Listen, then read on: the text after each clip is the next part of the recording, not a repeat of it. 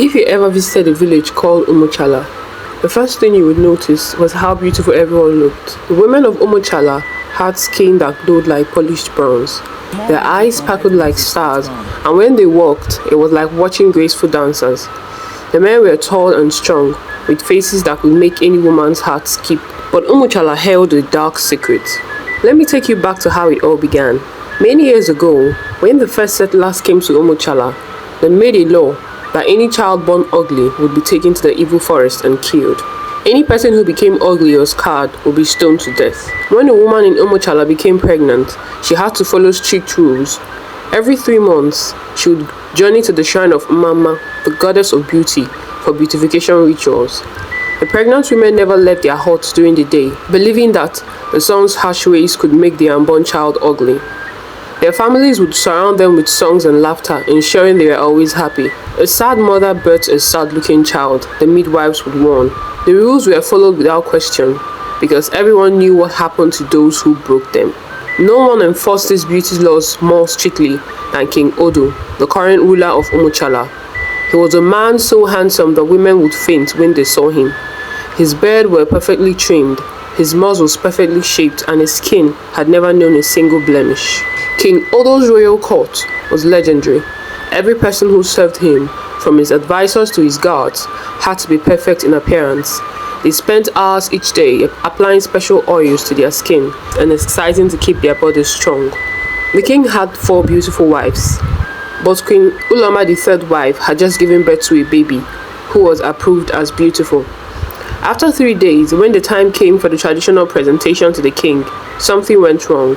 "My lord," Queen Uloma said, bowing low as she entered the throne room with the baby girl, "I present my child to you for your blessing." King Odo looked up as his eyes fell upon Queen Uloma, and suddenly his face twisted with rage. He stood up quickly. "What is this?" he thundered. Everyone in the throne room immediately dropped to their knees. They knew that tone. They knew what it meant.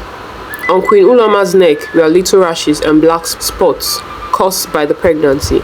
"My lord, Uloma stammered. "Take her out of my sight!" King Odo's voice echoed through the palace like thunder. "Please, my king!" Queen Uloma screamed as the guards grabbed her away. That was the last time anyone in Umuchala saw her.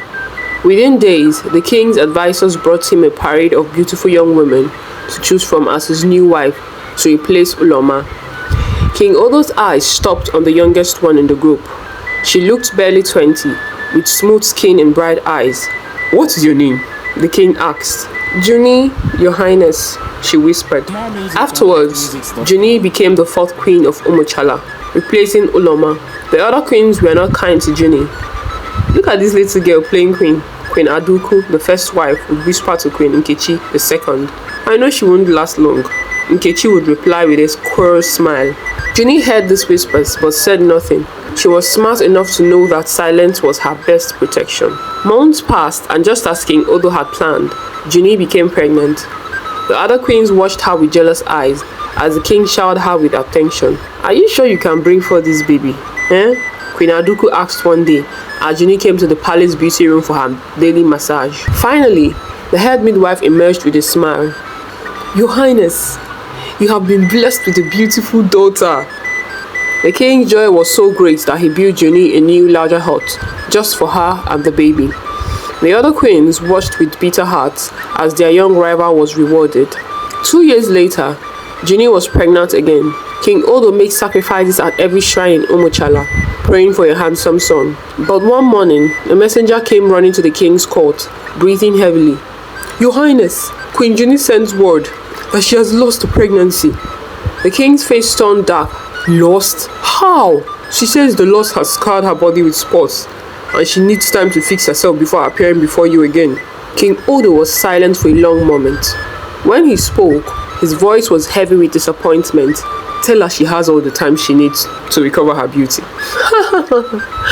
"Now maybe the king will remember he had other wives," Queen Nkechi whispered to Queen Aduku. What they didn't know was that Juni had lied.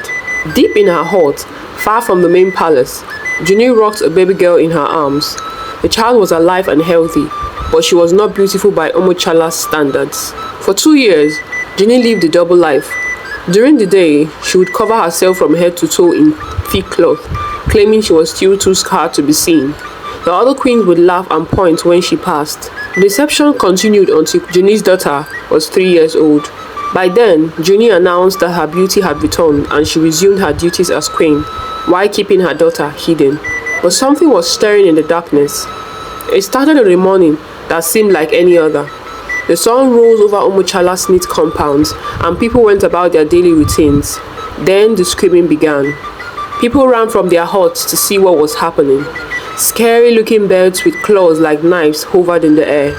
Before anyone could respond, another scream came from across the village, then another and another. By the end of that first day, 12 people were dead. The palace was not spared. 2 of King Odo's queens, Delku and Nkechi, were killed, while 6 of the royal children died in their mother's arms. Families boarded up their homes with thick planks of wood and iron sheets. They would sit in darkness, praying and trembling, while the birds flew over their roofs. The village that had once been full of laughter and music became silent as a cemetery. No one dared move during the day except at night. The village became busy at night as people bought, sold and went to the stream. One night, King Odo decided he was bored enough. He ordered a great feast to be prepared in the palace courtyard. Hundreds of people came to the palace. They lit torches and oil lamps until the night was as bright as day. Musicians played drums and flutes. People danced, and for the first time in months, laughter filled the air. "Ah, what was that?" someone called out, pointing at the sky. More shadows appeared, then more. The beating of giant wings filled the air like thunder. "The lights!" people screamed. "Turn off the lights!" As people scrambled to extinguish them, the creatures descended. They came in numbers no one had ever seen before. People ran in all directions, but there was nowhere to hide. When dawn came, over 50 people lay dead in the palace courtyard. Ogodo, a chief sorcerer in the region, who lived alone in the deep forest, arrived 3 days later. He carried a bag of cowrie shells and bones that rattled when he walked. When he arrived at the palace, he scattered his shells and bones on the ground and studied them for a long time. When he looked up, his face was grim. "A woman from Umuchala cursed this village." King Odo laughed bitterly.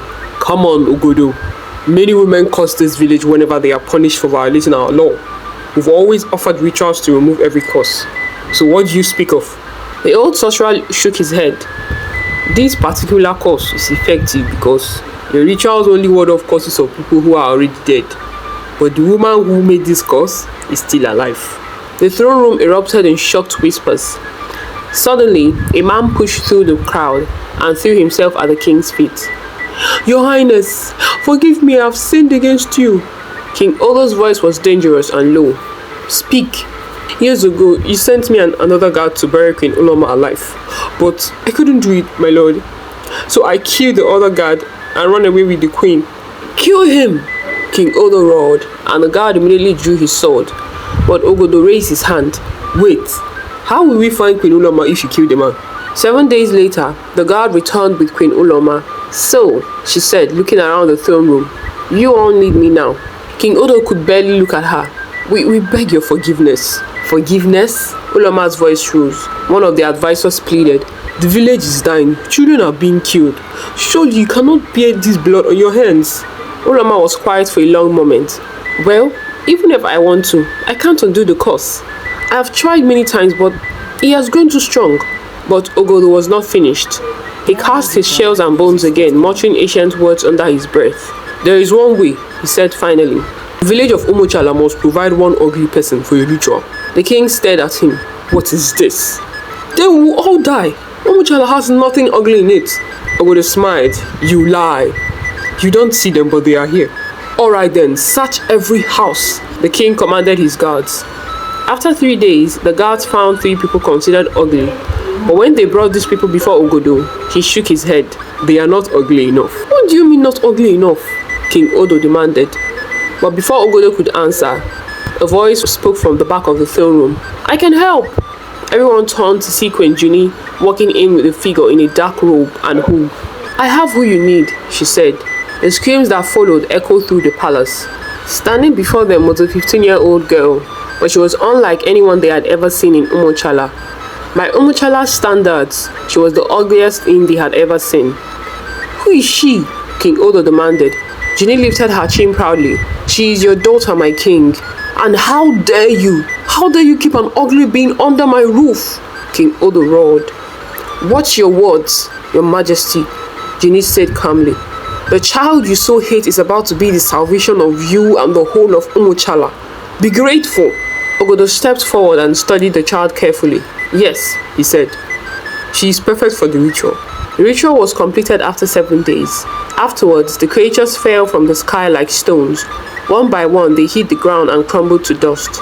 The curse that had plagued Umuchala for months was broken in an instant. In the days that followed, King Odo called the great assembly of all the people of Umuchala. We have learned a terrible lesson. So I hereby abolish the law that has governed our village for decades. No longer will anyone be punished for their appearance. The changes in Umuchala didn't happen overnight. Some people struggled to accept the new way of thinking. They had spent their whole lives believing that physical beauty was the only thing that mattered. In Umuchala, they learned this lesson the hard way, and their village became more beautiful than it had ever been before.